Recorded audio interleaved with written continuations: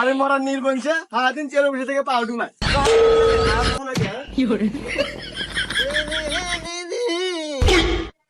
আরে আব্বা, তুমি সিয়ারে বসে থাকা বাদ মারে তুই কে? এ দুঃখের কথা আর কোষ না গাদা, এই যে হুমুন্দির চেয়ারের পাও স্লিপের মিস্টেক করছে। তা তুই কোন যাস?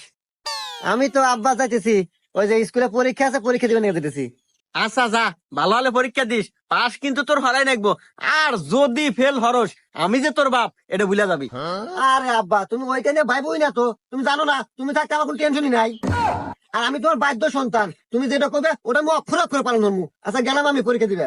যা দেখি না যাস।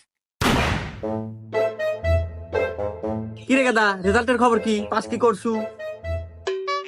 এ ভাই আপনাকে তো আপনাকে চিনলাম না। আর আপনি আমাকে বাইক কে?